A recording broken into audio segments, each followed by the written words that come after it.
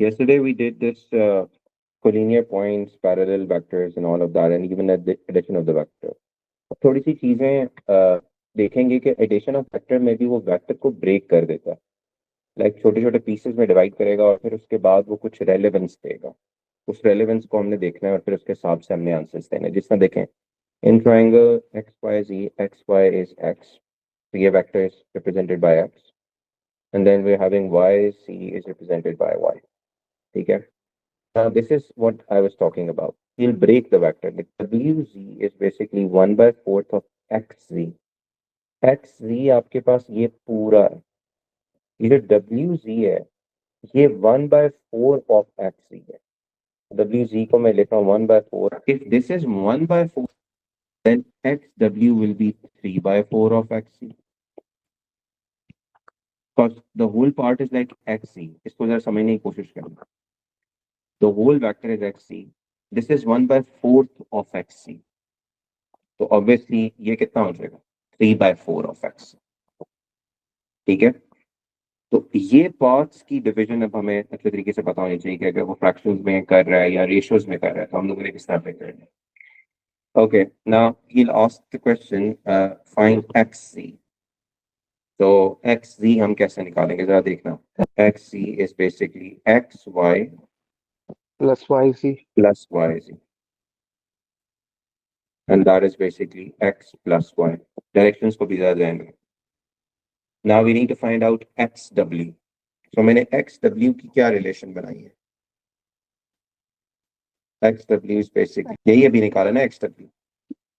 So yes 3 by 4 of XZ, that is like X plus Y. ये आपके पास आ गया। Next is YW. YW is what? Y से लेके W तक।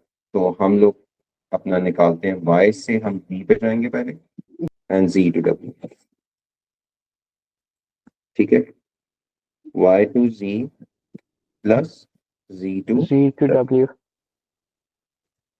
y to z आपके पास y होगा, b टू w आपके पास -1/4 xc होगा। ठीक है, we are moving in a opposite direction, तो ये आपके पास आ जाएगा y -1/4 xz was x plus y। अब sir by the way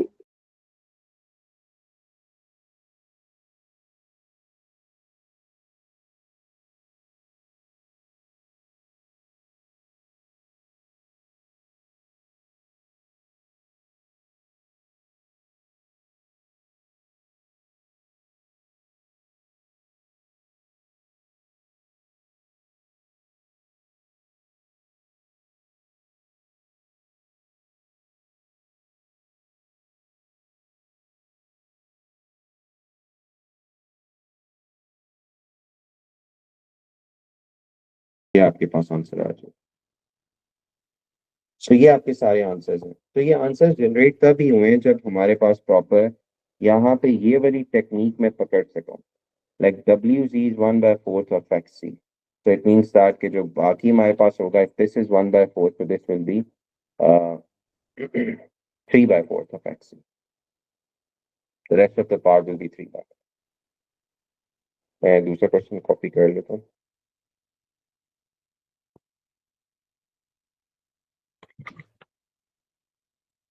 Now, in this diagram, in the diagram, BCE and ACD are straight lines. BCE and ACD are straight lines. AB is 2A.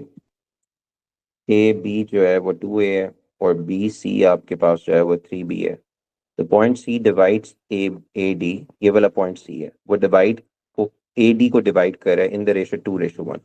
अच्छा, अभी ratio का जरा समझिएगा आप। अगर ये 2:1 पे डिवाइड कर रहा है तो देखें, सबसे पहले इसको जरा यहाँ देख लेते हैं। मेरे पास फॉर एग्जांपल ये AD था और ये पॉइंट है C, और मुझे उसने बता दिया कि ये 2:1 पे डिवाइड हो रहा है, मतलब AC 2 पार्ट्स हैं out of how much, 3, and ये 1 पार्ट है आउट ऑफ 3। देखो रेशियो आपके पास 2:1 है ना, तो जाहिर बात है 2:1 का मतलब है 2 + 1 आप कर लें, तो वो आ जाएगा टोटल पार्ट्स 3। अब ये 2 पार्ट्स है आउट ऑफ कितने का, 3 का, और ये 1 पार्ट आउट ऑफ कितने का, 3 का। अब अगर मैं कहूँ ये 2/3 ऑफ किसका पार्ट है, टोटल वेक्टर का, तो मैं इसको यहाँ लिखूंगा 2/3 of A D, because the total vector was A D. इसी तरीके से 1/3 के साथ भी मैं ए डी लिखूंगा। ये 1/3 किसका पार्ट है, टोटल वेक्टर का।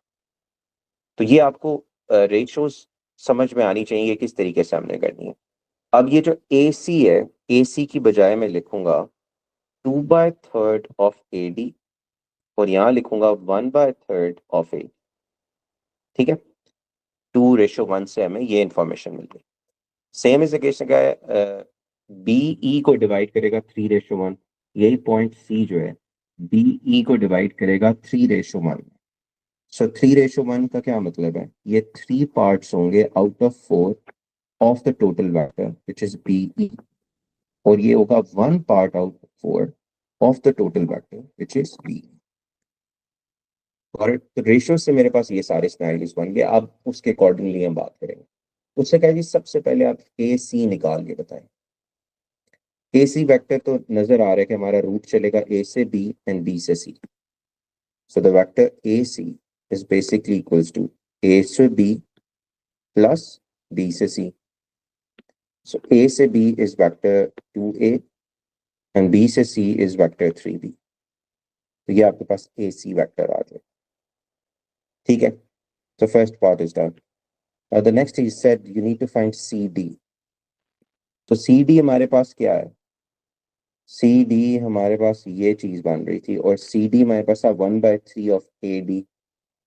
ये भी कर सकते। एक सिनेरियो ये है कि अगर CD में देखूं तो CD मैंने लिखा हुआ है 1/3 ऑफ AD, यही बात है ना, 1/3 of AD। Now to find CD I must know AD, मुझे AD का पता होना चाहिए, और AD की रेलेवेंस मेरे पास AC से आ रही है। AD is basically equals to uh, 2/3 of AD is basically equals to AC.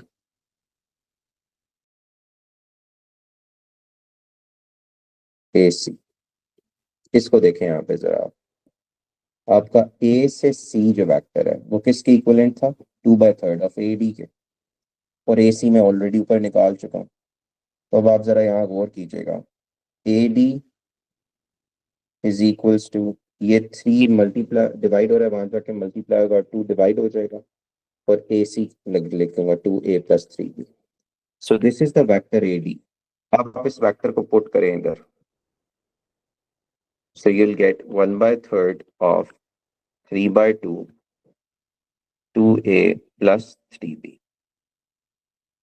3 और 3 कैंसिल आउट होगा, तो ये 1/2 2a plus 3b, ये आंसर आ जाएगा। This will be the value of CD। ठीक है, सो यू नीड टू सी कि मेरे पास ग्राफ के ऊपर या वेक्टर्स के ऊपर क्या क्या रेलेवेंस जनरेट हो रहा है। ठीक है जी, नेक्स्ट पे चलते हैं अब। So the next is CE। CE आपके पास कहाँ पे है जी, E is 1/4 of BE। Okay, अब जरा गौर से देखिएगा, CE हमने लिखा हुआ है 1/4 ऑफ BE, और मजे की बात ऊपर 3B दिया हुआ है। जरा गौर से देखना, BC is equals to 3/4 of BE, और BC की वैल्यू गिवन है 3B वेक्टर की फॉर्म में,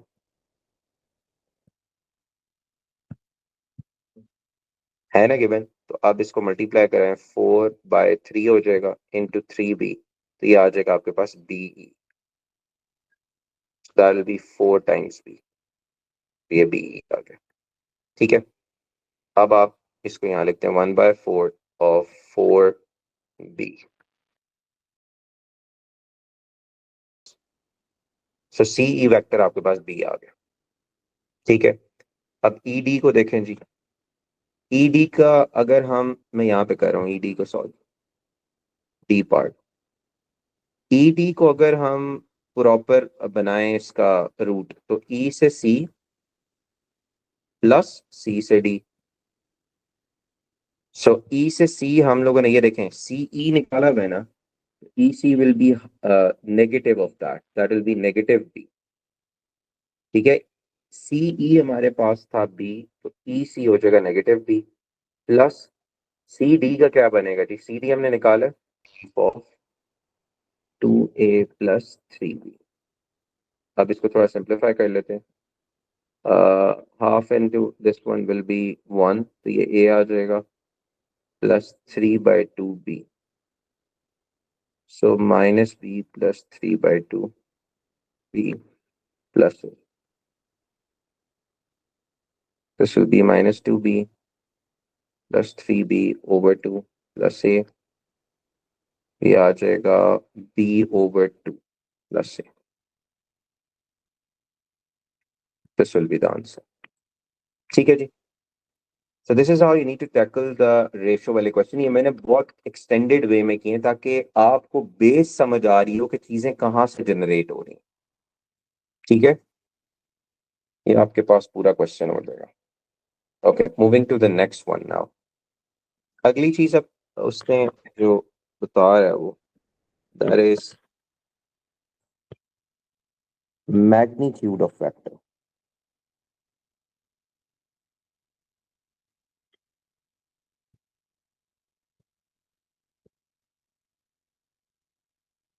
मैग्नीट्यूड ऑफ वेक्टर।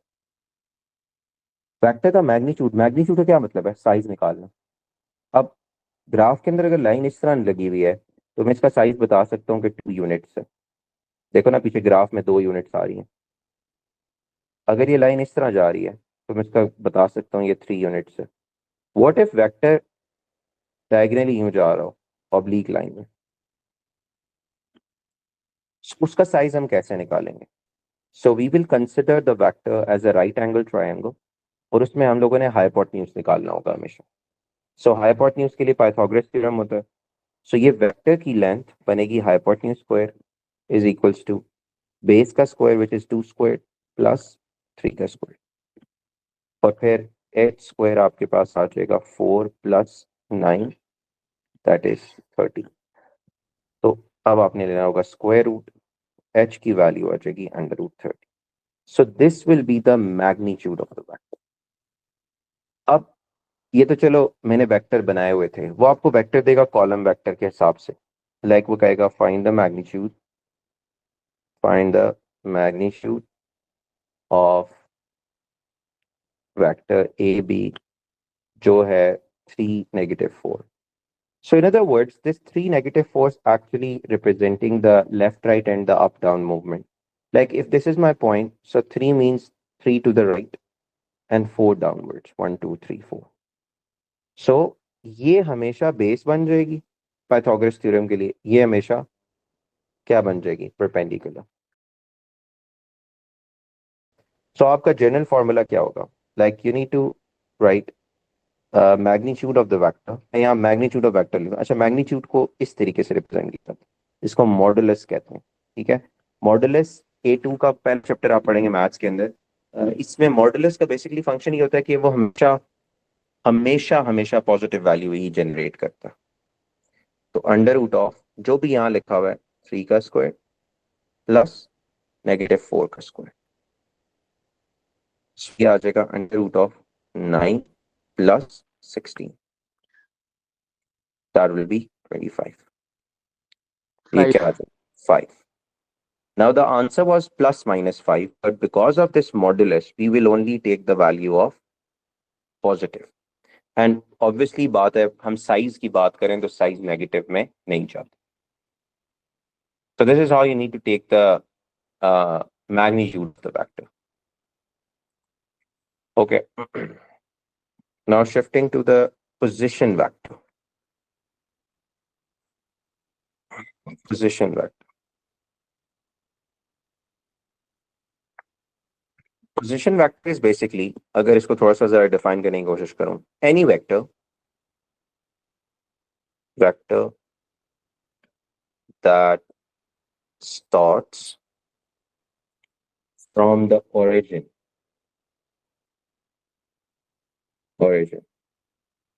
जिसको O का नाम दे देते हैं, उसका क्या नाम होता है? उसका नाम होता है पोजीशन वेक्टर। अगर उसने वर्ड यूज किया हुआ है पोजीशन वेक्टर, तो ऑब्वियस सी बात होगी कि वो लाइक मैं कहूँ position vector of A, so position vector of A is represented by O A, ये हमेशा ओरिजिन से होगा। इसी तरह मैं बात करूं position vector of B, that will be O B, origin से स्टार्ट करना है, डायरेक्शन भी आपको स्पेसिफाई हो जाए। ठीक है, तो इसका मतलब क्या है कि अगर फॉर एग्जांपल मेरे पास अगर कोऑर्डिनेट्स हों किसी भी चीज के, लाइक मैं कहूँ ए के कोऑर्डिनेट्स हैं 3 2, अब जरा आप गौर से देखें 3 2 को मैं यहाँ प्लॉट करता हूँ। 3 आपके पास ये वाला होगा और 2 यहाँ पे होगा। ठीक है, सो क्या ये हमारे पास ए पॉइंट बनेगा? तो ए पॉइंट को अगर मैं ओरिजिन से ज्वाइन करूँ यहाँ से यहाँ पे, तो that vector will be O A. अब इस वेक्टर का कॉलम वेक्टर जनरेट करो। We need to go 2 to the right, sorry 3 to the right and 2 downwards, यही है ना? 3 to the right and 2 upwards, sorry 3 to the right and 2 upwards. ये मैं 3 की बजाय 4 चला गया हूँ भाई।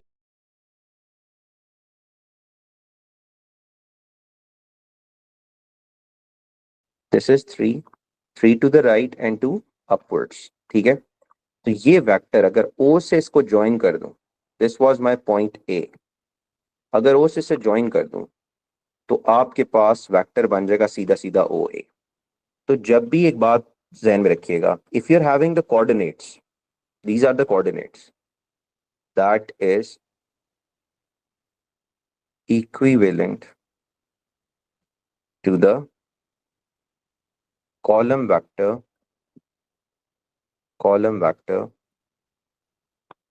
of position। पोजीशन का कॉलम वेक्टर बनेगा, मतलब क्या होगा, ओ ए है ना, तो यू कैन राइट ओ ए, और ये जो आपके पास कोऑर्डिनेट्स में लिखा हुआ है इसको आप इस तरीके से लिखते हैं, बात खत्म।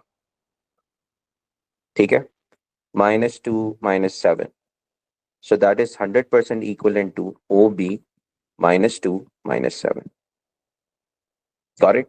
So if you're having any coordinates, आप इसको इसमें चेंज कर सकते हैं। ठीक है जी, अब एक जरा क्वेश्चन करते हैं पोजीशन वेक्टर का। उसने कहा जी position vector of A is 3 2 and B का भी पोजीशन वेक्टर दिया हुआ है -2 4। He said find double of AB।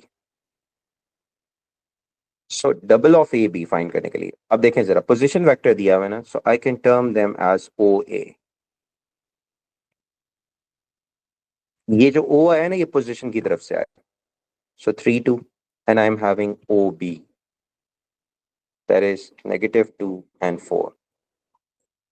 अब इन दोनों वेक्टर को यूज करते हुए मैंने ए बी निकालना है। सो ए बी कैसे निकाल सकता हूं, देखें I need to start from A 100%।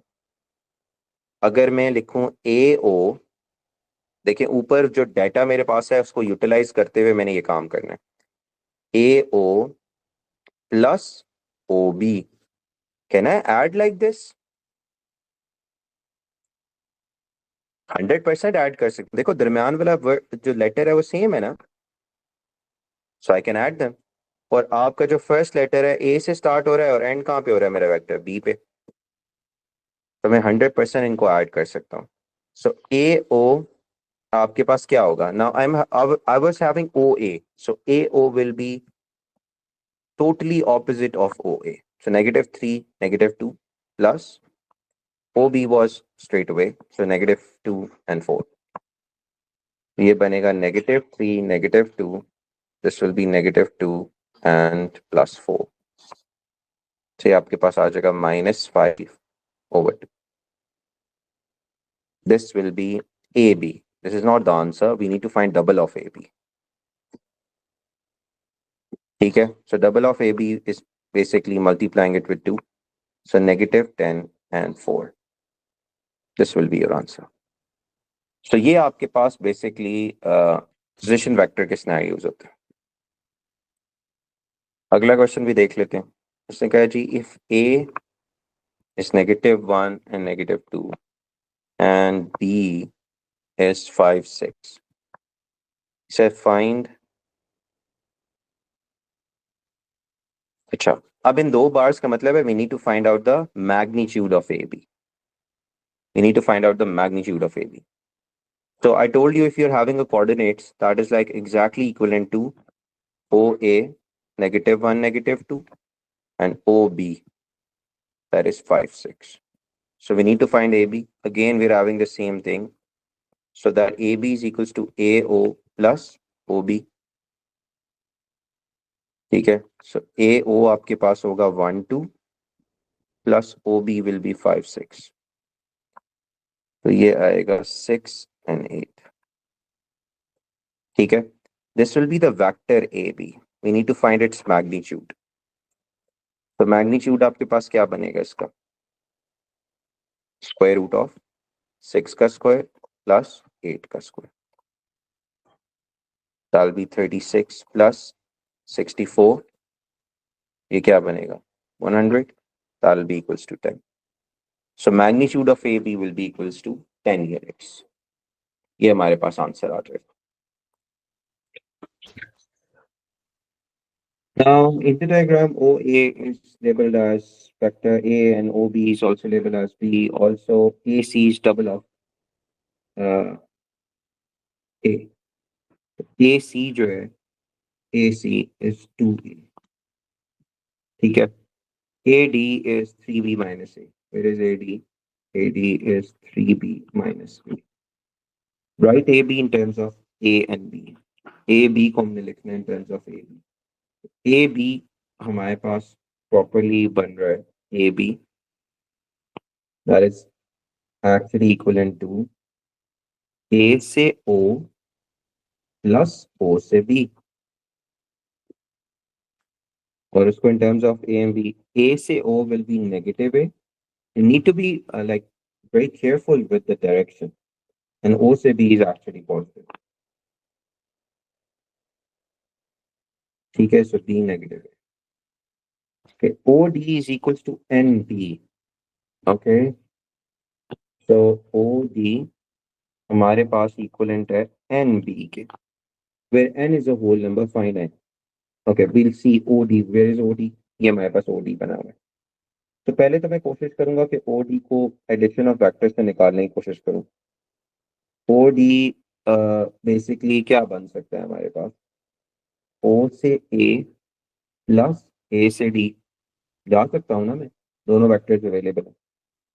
तो O से A क्या है? A. और A से D क्या है? 3B minus A. A और माइनस A कैंसिल आउट होंगे, will be having 3B. Now OD की वैल्यू क्या आ गया मेरे पास? 3B. B और B तो मैच हुआ है. N की वैल्यू क्या हो जाएगी? 3. ठीक है. Prove that OAB and OCD are similar triangles.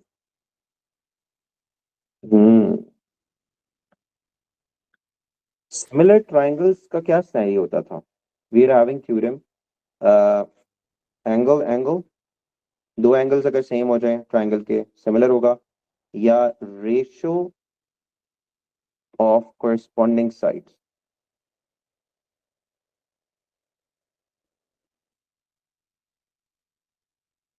Must be equal. ठीक है. अच्छा, अब जरा यहाँ देखें. हम बनाते हैं. क्या बनेगा जी हमारे पास? OAB.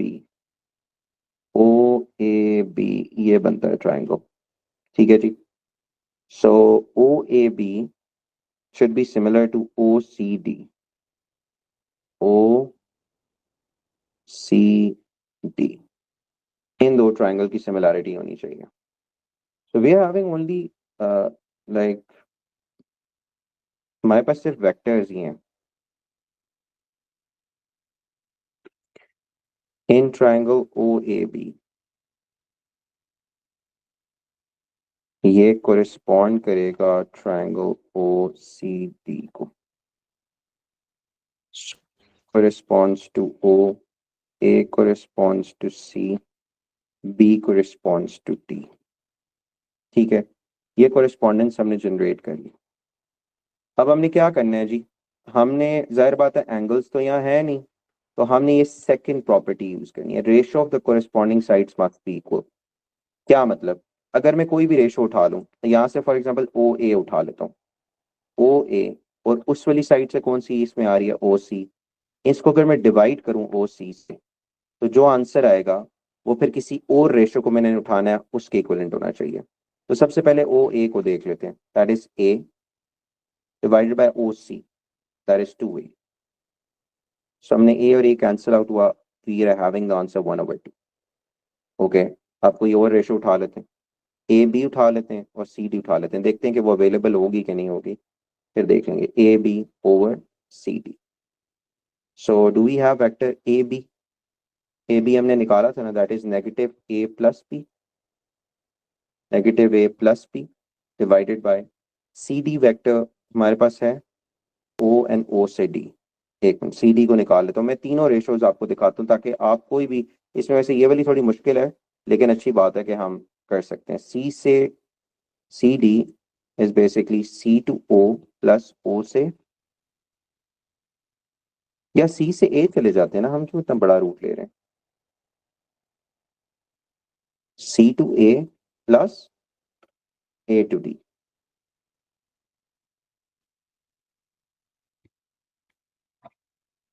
ठीक है, सो सी टू ए आपके पास आ जाएगा 2a,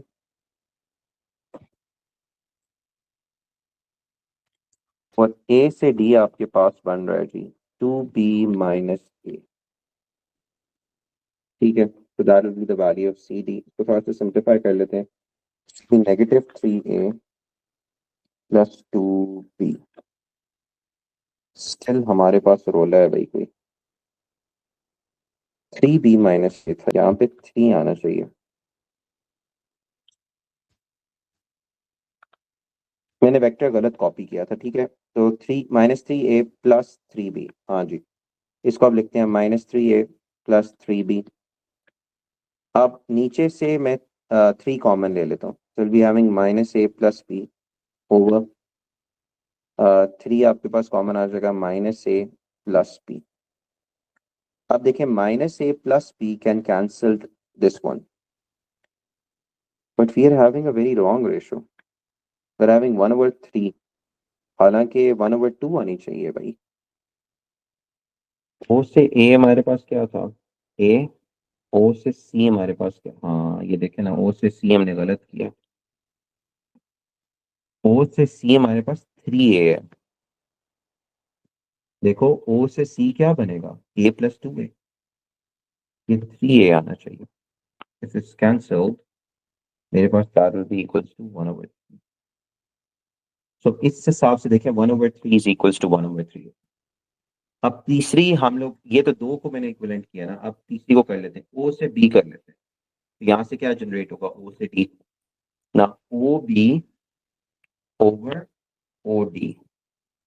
ओके, तो what is O B, O B is B, और ओ डी क्या है मेरे पास, ओ डी, हमें बी डी की वैल्यू निकालनी पड़ेगी तब जाके ओ डी आएगा, या ओ डी को मैं इस रूट से भी लेके जा सकता हूँ क्योंकि आप सी डी, या तो ओ डी में निकालने की कोशिश करता हूँ, देखिएगा ओ से ओ डी हमारे पास कैसे आएगा, ओ डी हमने निकाला हुआ नहीं है 3b, ये निकला हुआ है ना 3b, तो b और b कैंसिल आउट हुए तो देखें 1/3। Now every corresponding ratio of the lengths, ठीक है, कोरिस्पॉन्डिंग लेंथ्स की जो रेशियोज है वो क्या आ रही है, बिल्कुल इक्वल, तो it means that both of the triangles will be similar. Got it?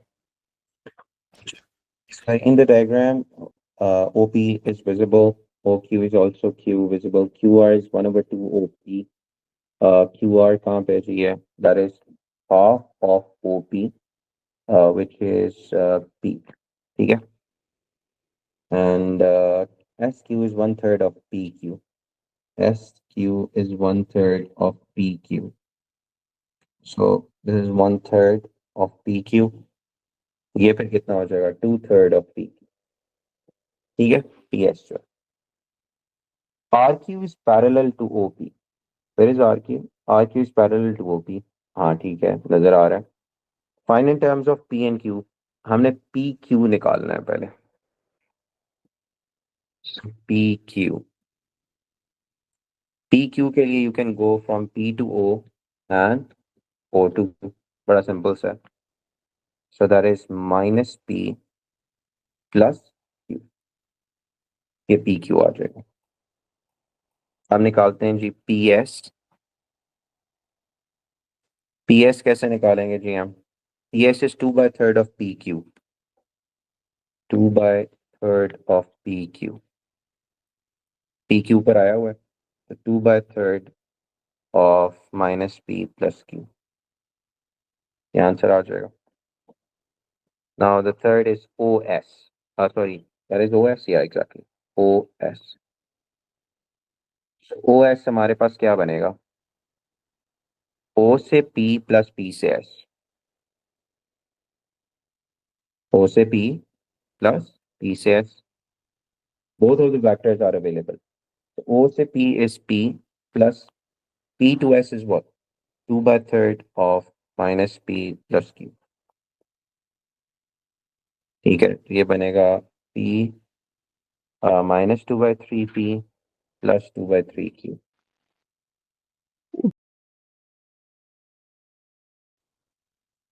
या एलसीएम लेके 1/3 P आ जाएगा और ये 2/3 P आ जाएगा. That'll be OS. Okay. Now D part. D part is हमने क्या फाइंड करना है? OR.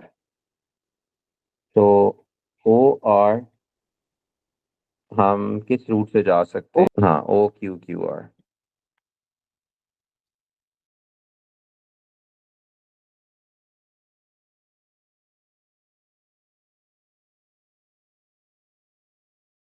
ये आ जाएगा जी आपके पास.